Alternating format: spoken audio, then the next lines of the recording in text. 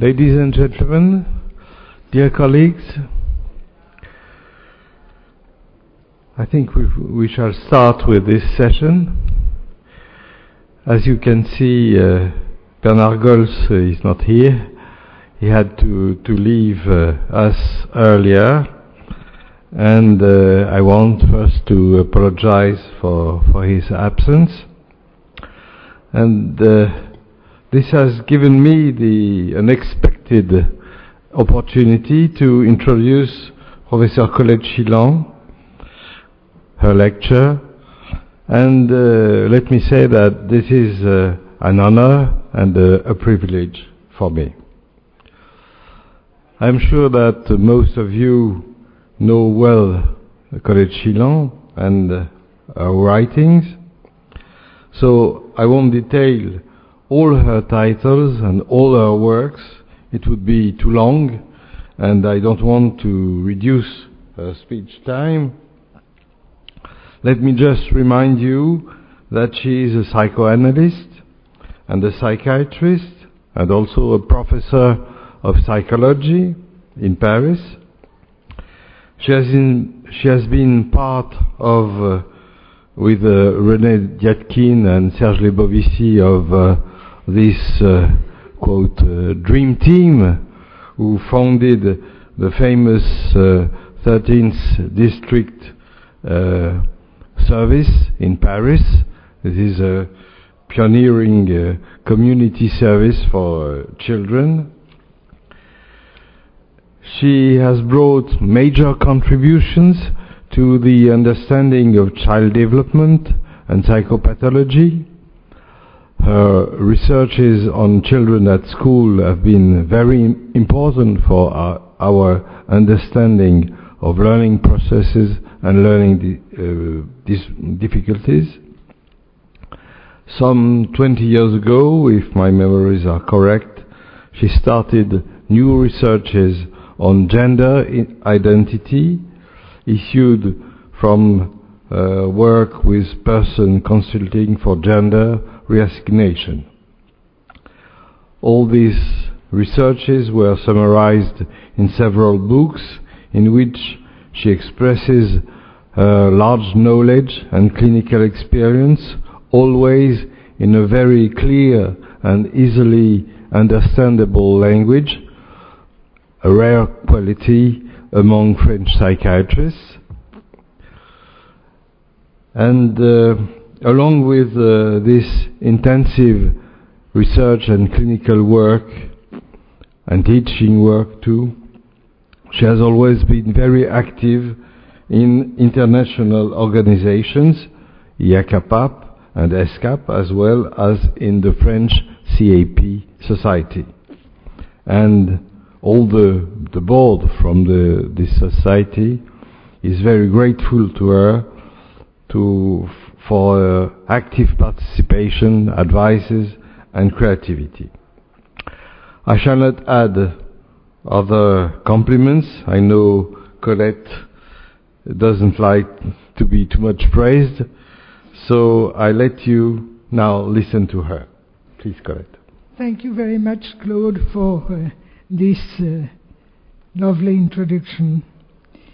I will address myself to the theme of the Congress itself, bringing the gaps. The fact is that psychiatrists try to build bridges over the gaps that exist, but one may also consider if psychiatrists are not cutting bridges and creating gaps. I will discuss 5 points. First point, psychiatrists separate sane and insane people. They confine the insane. Second point, psychiatrists may also be accused of being on the side of one or the others in conflicts that oppose children and parents. Third point, they may be accused of sexism, either feminism or machismo, in conflicts between the parents. Fourth point, how do they conceive the links between mind and body? How biological psychiatrists and psychotherapists manage to share and attune their goals. And last point, fifth point, how psychiatrists belonging to our culture can treat patients belonging to other cultures. So the first point, the bridge between normal and pathological. The psychiatrist frightens because he will deliver the diagnosis of mental illness, mental disorder. To come and consult a psychiatrist is to accept to question one's psychic functioning. The psychiatrist has the power to declare a person dangerous for oneself and for the others. The law limits this power, but the psychiatrist is the one who segregates and confines. In fact, people have some reasons to be frightened. For an example, we can't forget the role played by some psychiatrists in the Soviet Union, where dissident people were diagnosed schizophrenics and given high doses of neuroleptics. We are not exposed to this risk in our Occidental world today, at least I hope so. But all psychiatrists are not interchangeable, have not the same theories, and don't offer the same treatment modalities. For some psychiatrists, there are still the sane on one side and the insane on the other, because it is written in their genes. I will give a brief clinical vignette. A woman suffered of a postpartum psychosis, was treated. She went out of the hospital, lived a normal life, not only without symptoms, but having children, other children, bringing them up, resuming her studies, succeeding in difficult exams, working. 20 years later, in a tricky situation, she relapsed and was delusional. I had to get her hospitalized. She was admitted in another ward than the one I referred her to. I paid a visit to the psychiatrist-in-chief of this ward. He said, "Your patient is definitely schizophrenic. She must be on high doses of neuroleptic forever. I came from the same town. I know her family. They all are mentally ill." According to him, the heredity factor was obvious and severe. When I left the man, I was ready to become a member of an anti-psychiatry union if I had found one. But this rejecting psychiatrist was well appreciated by my patient. He did not want her to speak of her psychic life. He just evaluated the symptomatic effects of the drugs with scales, and this interest for the symptoms was positively welcomed by my patient.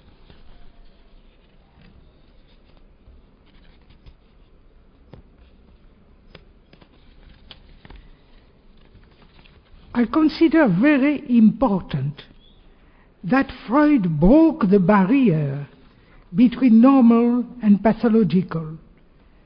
For Freud, there is no qualitative difference between normal and pathological, only quantitative differences which have, as he said, a practical value. I will quote Freud, first quotation from Delusion and Dream in the Gradiva of Jensen. The frontier between states of mind, described as normal and pathological, is in part a conventional one, and in part so fluctuating that each of us probably crosses it many times in the course of a day. Another quotation from the famous story of Little Hans. That no sharp line can be drawn between neurotic and normal people, whether children or adults. That our conception of disease is a purely practical one and a question of summation. That predisposition and the eventualities of life must combine before the threshold of this summation is overstepped, and that consequently a number of individuals are constantly passing from the class of healthy people into that of neurotic patients, while a far smaller also make the journey in the opposite direction. All of these are things which have been said so often and I have met with so much agreement that I am certainly not alone in maintaining their truth. And the last quotation from Freud, from Analysis with an End and Without End: every normal person, in fact, is only normal on the average. His ego approximates to that of the psychotic in some part or other, and to a greater or lesser extent. All human beings dream. All human beings have neurotic mechanism, even psychotic ones, Melanie Klein insisted on. If these mechanisms are pervasive, difficult to mobilize, the person is impaired in his or her function and needs treatment. Every psychoanalyst, in his personal analysis, has learned to recognize in himself these mechanisms and knows he may have a failure. The normalo-neurotic, that was a formula of one of my masters, the normalo-neurotic functioning is an optimum, never definitely acquired, but maintained by a psychic work. It implies the recognition in the other human being similar to... It implies in the recognition in the other of a human being similar to oneself, the capacity of identification with this other, the respect of his rights and dignity. For a psychoanalyst, there is not on one side the sane psychiatrist and on the other side the insane patient. There are two human beings trying to dialogue and to give a meaning to what happens. The interest is directed toward the patient person and his history, and not only toward his symptoms. Of course, on his symptoms also. In these conditions, which do not reduce the human being to an animal, scientific research in our field cannot follow the medical model without modifications. The evidence-based medicine asks for figures, with a randomization of treatments, double-blind and control groups. This type of protocol is conceived to evaluate the effect of drugs on a target symptom, but face serious limitations in the field of child-adolescent psychiatry, where familial background, school context, and potential development should also be evaluated. Not to speak of the ethical problem raised by randomization, it is impossible to randomize an indication of psychotherapy. An indication of psychotherapy supposes that the child is likely to take benefit of it. Often it is not only an indication of psychotherapy, but the indication of this psychotherapist. The psychotherapist cannot work double-blind. Obviously he knows if he is doing a psychotherapy with this patient or not. The constitution of a control group is not simple. It is not enough to use the waiting list, as sometimes it has been done, or the patients having refused the treatment as a control group. Nevertheless, it is possible to do research on the effectiveness of psychotherapy. I will quote as an example the researches done by Israel Colvin in Newcastle. The ideal research in our field combines statistical data and some monographic examples to allow the psychopathological understanding.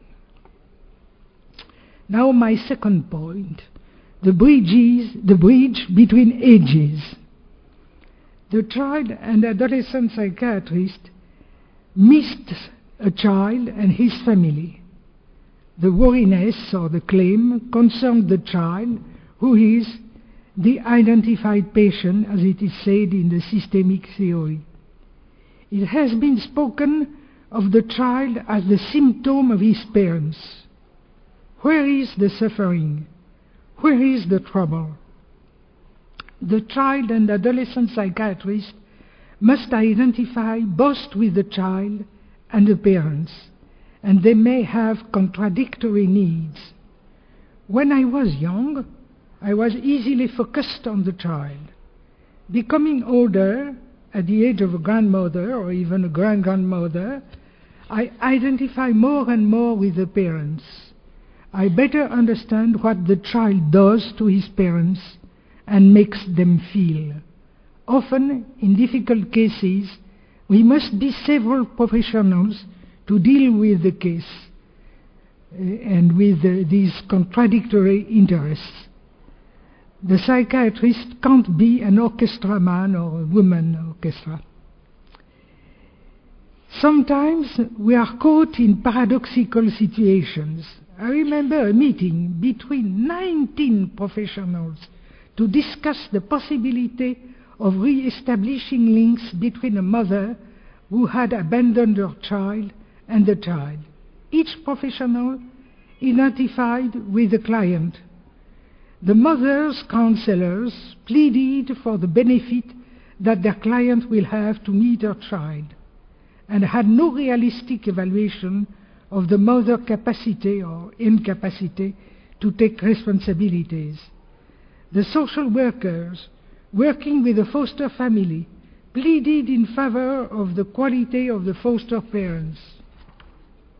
Where were the best interests of the child that should guide us, but the agencies have difficulty to take the decision of the definitive abandon of the child, which allows him to be adopted. Thank you. The psychiatrist and the judge have sometimes to decide the placement of a child, the separation between the child and his family, a difficult decision. The life of the child should be organized up to his majority without his parents, with the continuity and coherence of the management. Or, if a return into the family is thought of, the relation between the child and his parents should be maintained in working to ameliorate the parents' capacity to cope with their parental tasks. We saw placements which were apparently successful, finally resulting in a disaster when the child was back home. There was delinquency, there was risk behaviors. For an example, an adolescent boy closed his eyes when he crossed the streets on a bicycle, and finally he died in an accident. The child psychiatrist appears here fundamentally as a bridge builder. He tries to rebuild the links between the child and the parents where there are no longer links, or to consolidate the remaining links. We are faced sometimes with maltreatment and this paradox that the child remains attached to parents who maltreated him and ask to back home. We must help the parents feeling the needs of their child. Naturally, some parents feel that spontaneously, but for some other parents, their history has impaired their parenting capacity. I remember a consultation followed on a closed circuit of TV by the team and some students, who were amazed that I stayed calm, listening to the mother telling how she punished her girl. She shut her in a lightless cellar to punish her. For her, it was legitimate to have such a behavior. She was herself a battered and abused child. The only chance to work with his mother was to speak in the mother to the ill-treated child she has been. But one does not always have success. The child's illness belongs to the child, wrote Winnicott, a fundamental say. We can be rid of a guilt-raising attitude towards the parents only if we understand that parents do not imprint their seal in a soft wax. What they are, think, feel, say, do, plays a role, but through the interpretation of the child. In the phantasmatic and behavioral interactions between parents and children, the child's answer is his own construction. In circumstances apparently identical to the eye of the beholder, children do not react in the same way, independently from the differences in the investment by the parents. Parents would like that everything should be solved by a drug prescription. We know the ill effects of tranquilizer and hypnotics in sleep disorders of the baby and young child. In this case, infant psychiatry brought spectacular results in therapeutic consultation. You may see the videos with Sergio Bovici and get an idea of what is possible. If a syrup or a pill were enough to have the child sleeping, eating, being quiet, controlling his sphincters, learning when at school, our work certainly will be easy, but that's not the case. The effects of methylphenidate and other stimulants are sometimes presented in this miraculous way. I did not have the opportunity to check these effects because at the time I was psychiatrist in chief in a team of child psychiatry. Methylphenidate has not the agreement to be prescribed in France, so I have no experience of it. We should manage at that time with other measures for ADHD children, and we succeed in managing. Some colleagues, like Peter Riederser, insist that they never saw an ADHD limited to a pure neurological symptom without a familial and social background playing a role and needing to be taken care of. Some practitioners are still in search of a medical drug, for example, to treat enuresis. A long time ago, Michel and Nicole Soulet showed that prescription, very different one from another, had therapeutic effects, placebo effects, depending largely on what was written on the box. What was enlightening for me in the treatment of enuresis was Winnicott's affirmation that enuresis was an antisocial symptom. The child expresses by his symptom his aggressiveness and resentment toward his environment, usually his mother, and makes an attempt to recover the lost love. I was surprised by Winnicott's affirmation. Everything has been written about enuresis to define it. It has been considered as neurotic symptom, a masturbation equivalent, a psychomotor disorder, and so on. While considering enuresis in this new way, antisocial behavior, I worked with the mother and the parents so that, if I may say, the fight stopped by lack of fighters in resituating the problem in its own field on restoring the love relation. Instead of having uretrovesicular explorations, I explored what was wrong in the relation between the child and his parents. I remember an 8-year-old child, boy, an intelligent one, who told me, "I will go on peeing as long as my young brother will pee." It was clear. In the same way, learning difficulties in the field of language cannot be reduced to a problem of neurological equipment. A low percentage low percentage of cases, less than 5%, fits with the classical conception of dyslexia as an instrumental disorder. But the great majority of children's difficulties in learning reading are connected with the social cultural level of the family and would need a support as early as possible.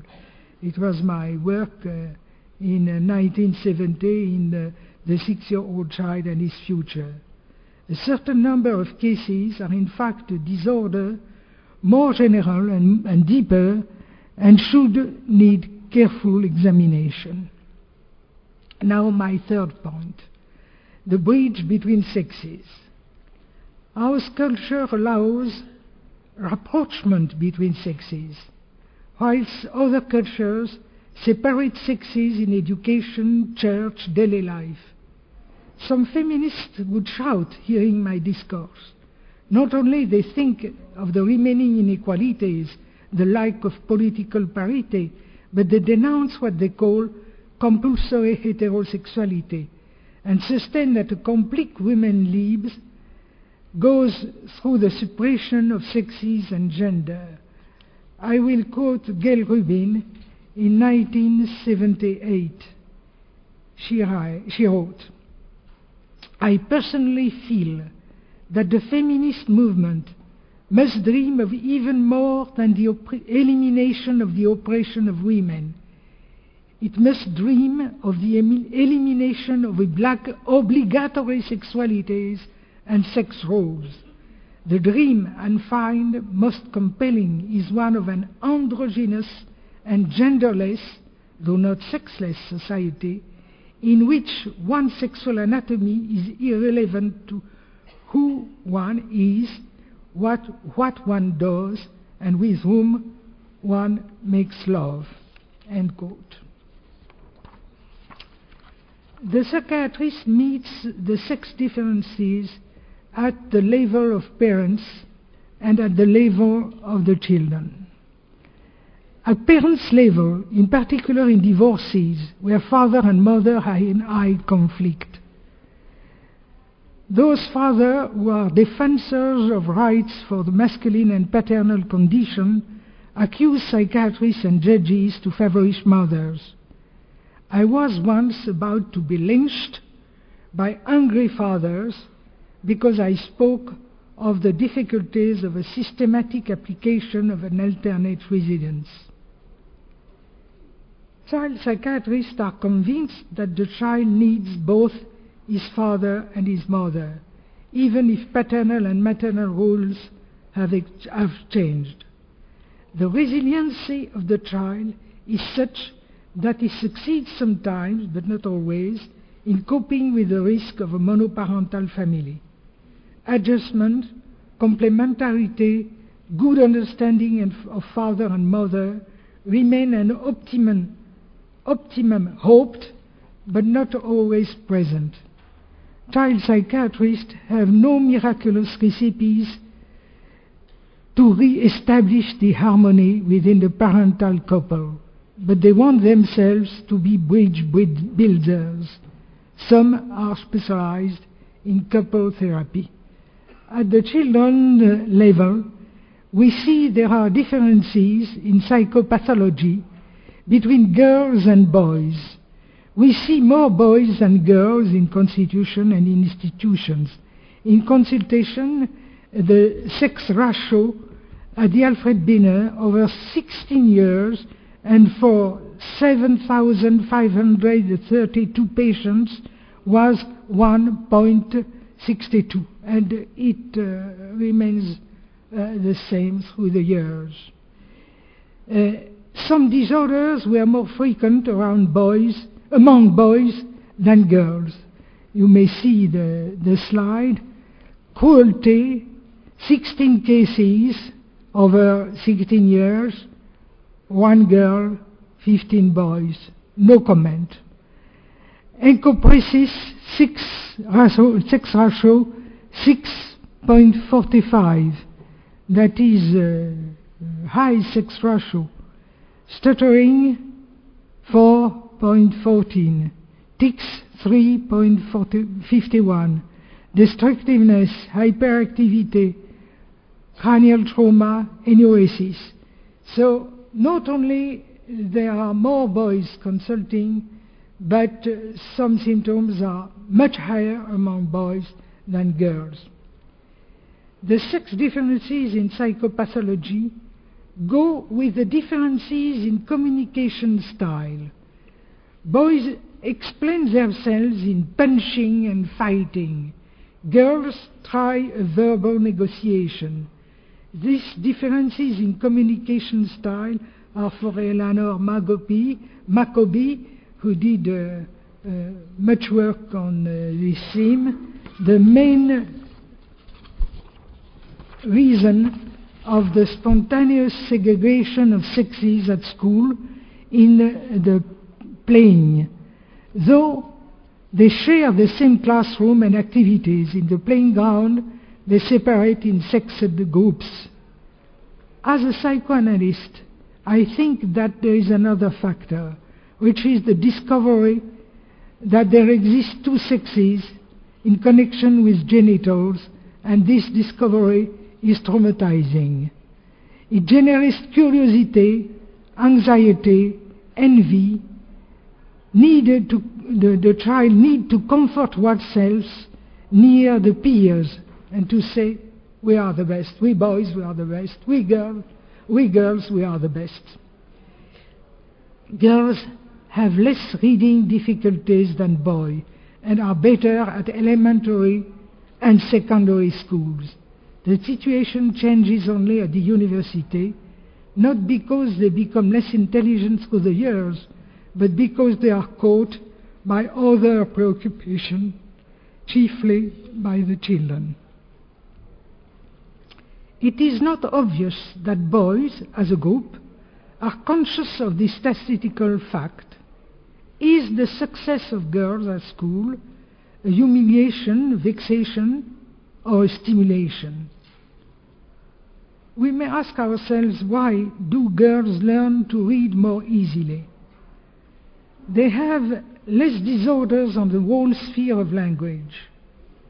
They are more docile.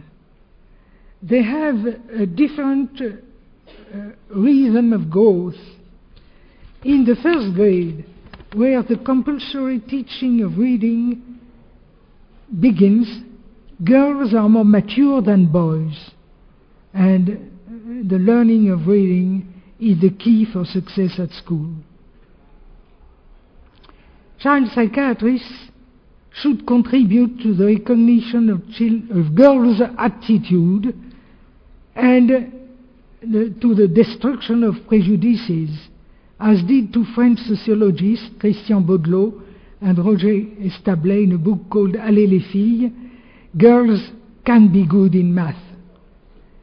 It's a prejudice to think the contrary. What is the impact of sex co-education on the development of girls and boys? I do not find a review study on this question.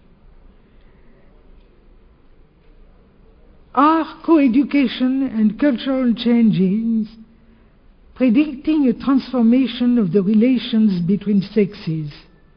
More understanding, less denigration, less fear, less envy.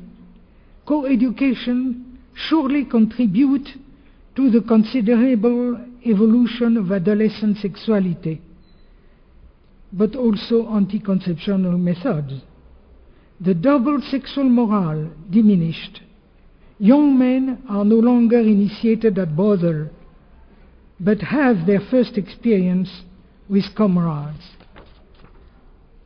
Men felt no longer devirilized when they take care of babies or share domestic chores, even if the double work day remains heavier for women than for men. Now my fourth point, the bridge between body and mind. Psychiatry in a certain number of countries, as in France, is a medical specialty separated from neurology. It is not because psychiatry does not recognize the importance of the links between body and mind. Julian de Ajuria-Guerra said, "All goes through the brain and nothing through the halo." And Eric Kandel said, "All mental processes, even the most complex psychological processes, derive from operations of the brain." But mental illness has its specificity.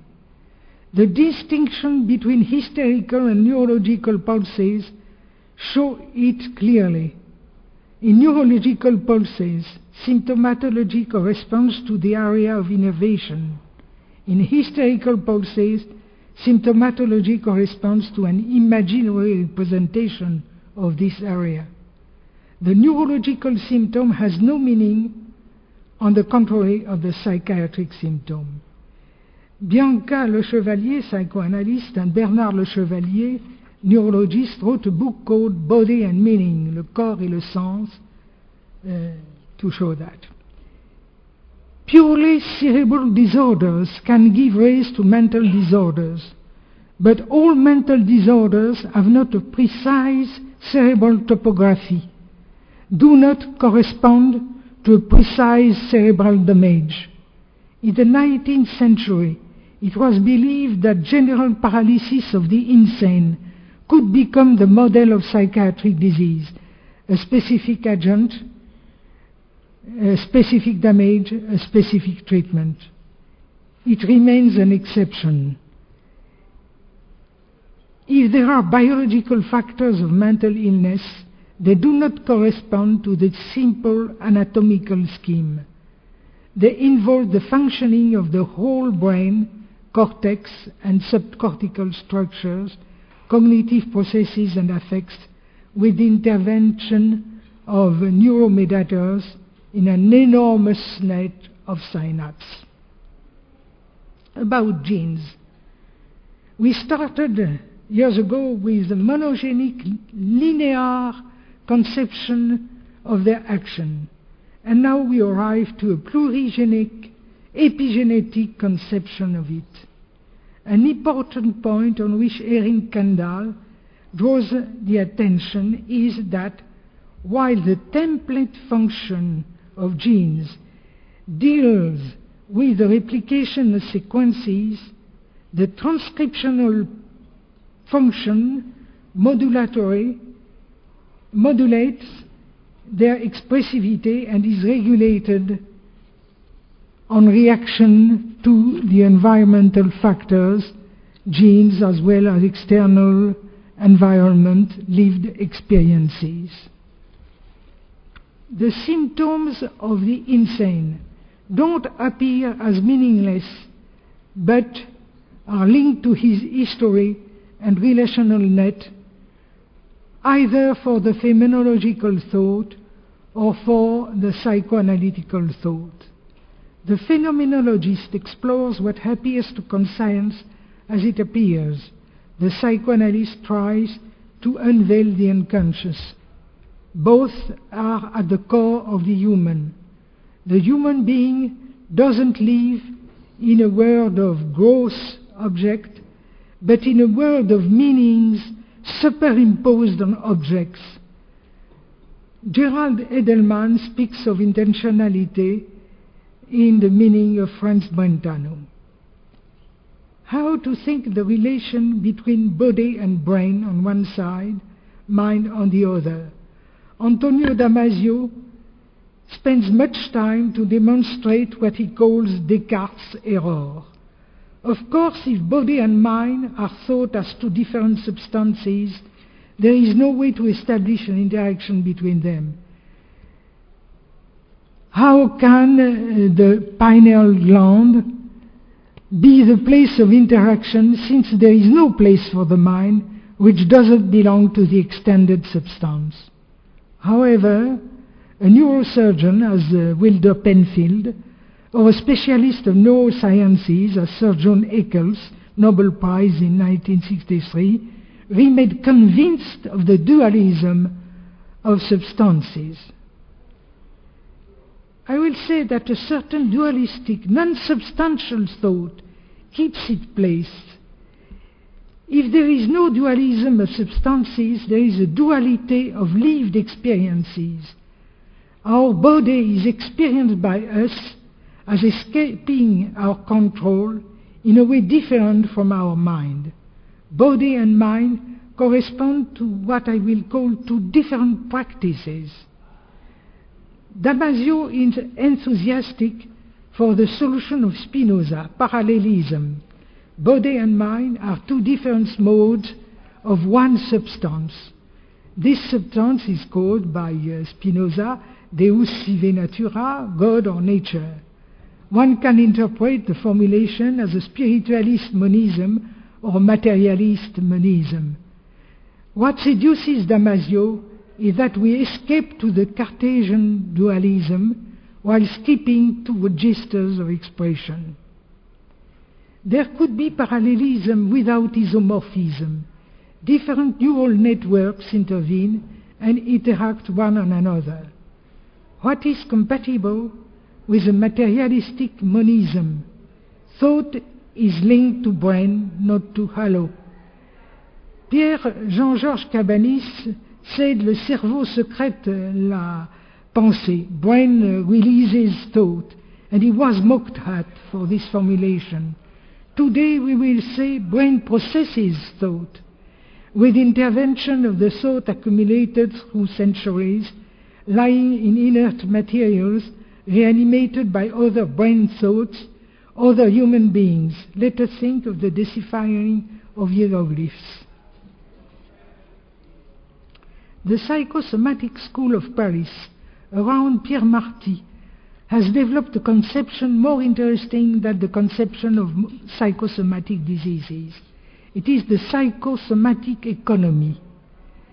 In every circumstance, the human being reacts with biological answers, behavioral answers, and mental answers. The currency of capacity of mentalizing conflicts leads to an augmentation of behavioral or biological answers. Somatos, severe somatic diseases, are developed and need to be treated at the somatic level, but their impact can be reduced in working to reanimate mental life. Ancient psychiatrists, ancient alienists as we said, knew the spectacular remission of schizophrenic symptoms when a severe somatic disease occurred. Most of the psychiatrists think today that a mental disease should be treated both by drugs and with a therapeutic approach. That is more true for adults and even adolescents than for children. In our daily practice, we use drugs with a minimal scientific knowledge. Kandel asked that the future psychiatrist should be fully trained in neurosciences. I am a bit skeptical.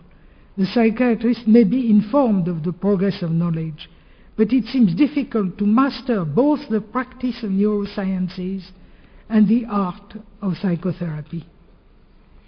Can we ever join cerebral functioning and psychological experience? To see where there is a cerebral activity with neuroimaging is not to read the thought. Is it possible forever? Is it impossible forever? Or will it be possible one day to read the thoughts on a screen? My fifth and last point, the bridge between cultures. The Occidental psychiatrist is fully immersed in his culture, but not a prisoner of this culture.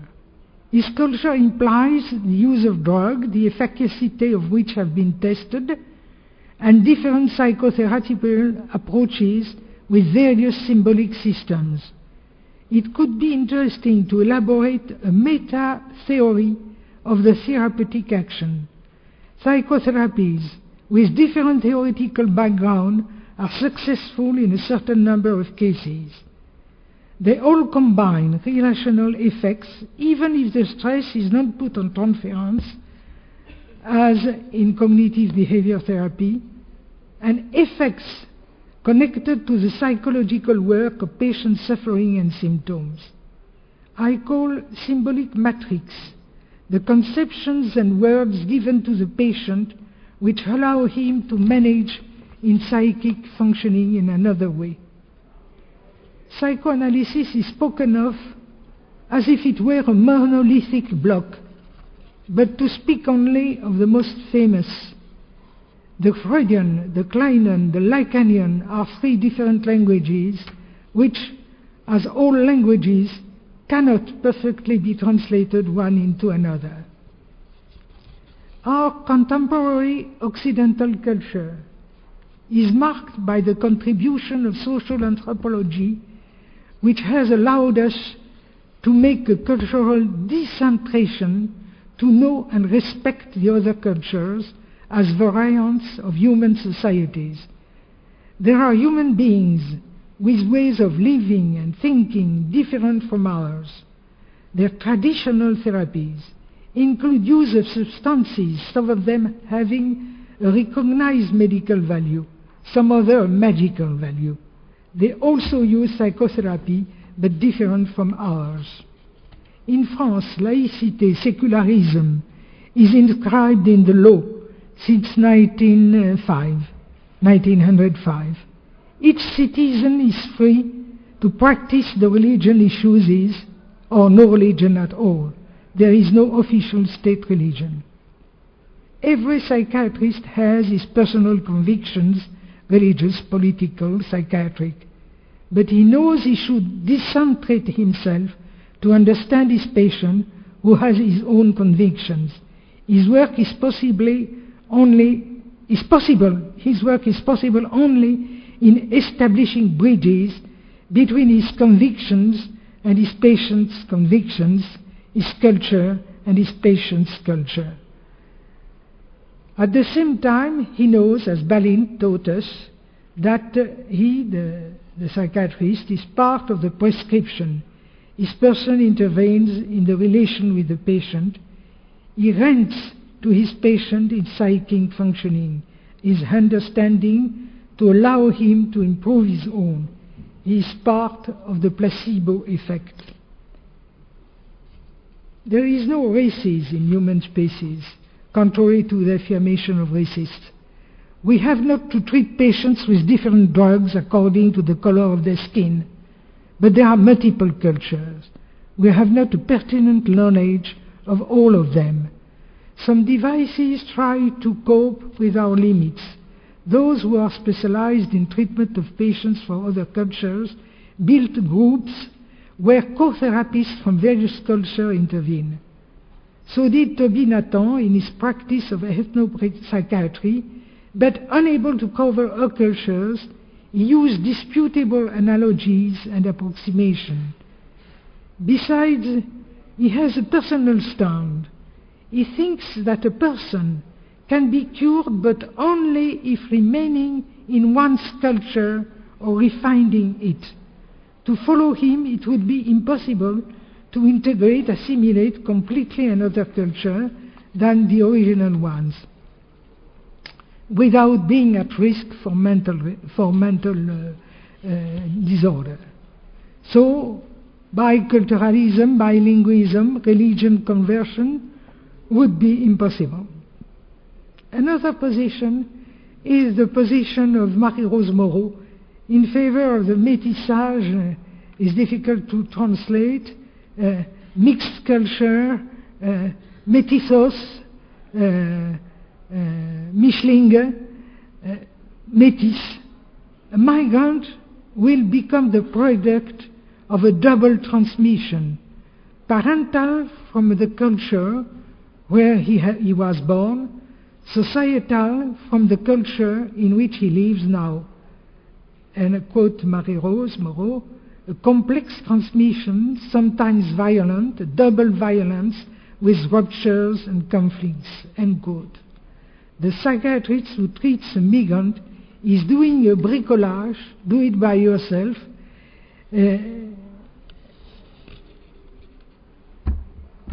between using whatever he can from both cultures. It could be said that in a complex culture as ours, we belong to various groups, religious, political, ethnical. We are all métis. We work with patients who have not the same religious conviction as us, the same political options as us. Obviously, the minimum we can do is to respect their position and to work inside the circle of their convictions. But when their positions are too rigid and put their children in danger, we cannot follow them. On certain points, the law decides. For an example, in France, it is forbidden to practice the clitoridal excision of girls. The complete disappearance of excision needs that the women of these cultures fight themselves against the excision. We may use in our work with people from other cultures of translators.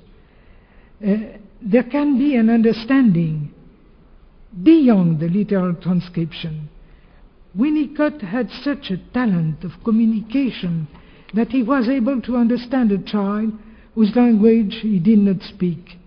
You may read again the first therapeutic consultation in the book The Therapeutic Consultation in Child Psychiatry, the story of Hero, and you will see what was the understanding of Winnicott. Children of a Danish colleague whom he visited remember this Englishman who spoke Danish, though he never did say a word in Danish. In 1969, I understand spoken English much less than now.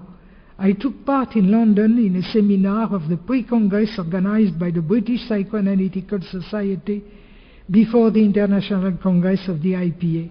In this seminar, Winnicott presented The Peagle, later published by Isaac Ramsey. I understood all Winnicott said. His presence was so great, his speech so lively. Now I come to my conclusion. The physician is devoted to protect life, the psychiatrist to protect life instinct, but his power is limited. Combining drugs and psychotherapy gets better results, but often it's a long-term treatment. Psychiatrists face not only the biological rock, as Freud said, but the rock of early experiences. The psychological damages of the baby or young child are a rock as difficult to move as the biological one. We can't repair all. Thus, perinatal prevention is important to allow young mothers to establish links of good quality with the baby. Often, the psychiatrist does not succeed in curing. He only helps to manage a better life. The scope of problems concerning the psychiatrist is larger if we consider not only the label of DSM-4 or other classifications, but also the mental functioning. Experts before the court sometimes declare normal criminals because they are responsible of their acts and deserve a sanction, a punishment. But someone who kills in cold blood, with cruelty, people who did not harm him, can he be considered as normal? He lacks an essential dimension of humanity to recognize into the other a human being as himself. In Cold Blood is the title that Truman Capote gave to his non-fiction novel. Two men, recently out of jail, have heard of a good affair, a lot of money to find in a safe of a rich farmer in an isolated farm. But there was no safe and no money but $40.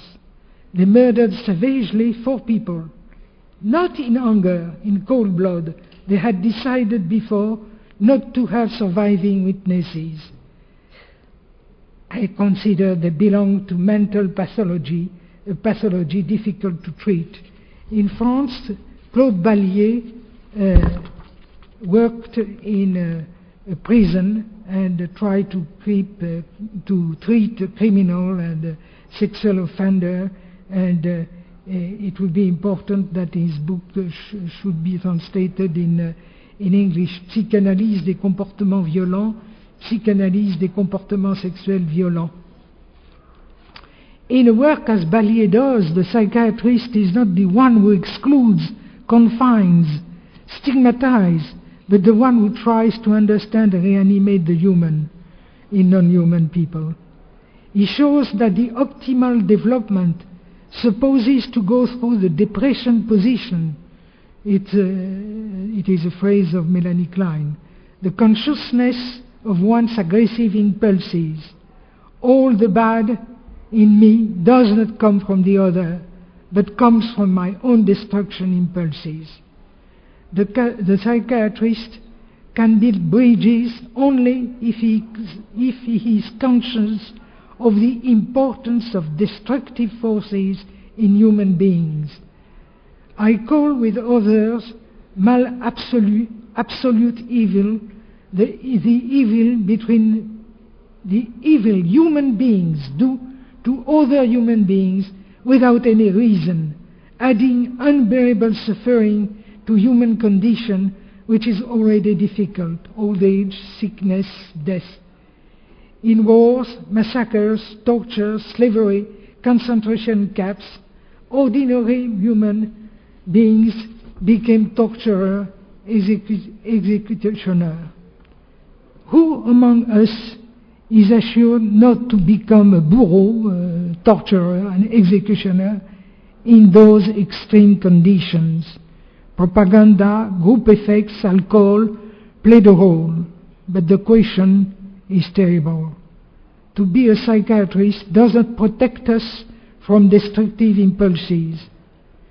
In my talk, I spoke of psychiatry as it should be, but not as it is always. My lecture is not a hagiography, but a deontology. I thank you for your attention.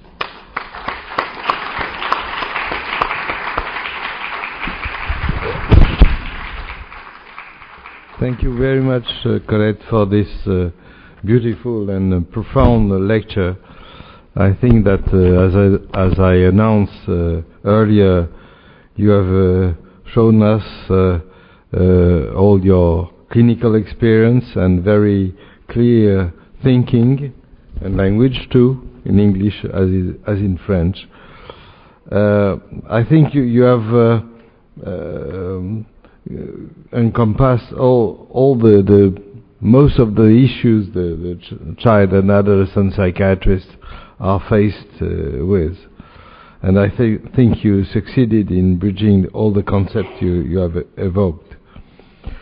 And I am a little more optimistic than you about the capacity of young psychiatrists to understand neuroscientific data and to be trained in the art of psychotherapy. I have some examples of this capacity. Maybe we have time for one question or comment. It's very late, I know. No? So, thank you very much again, Colette.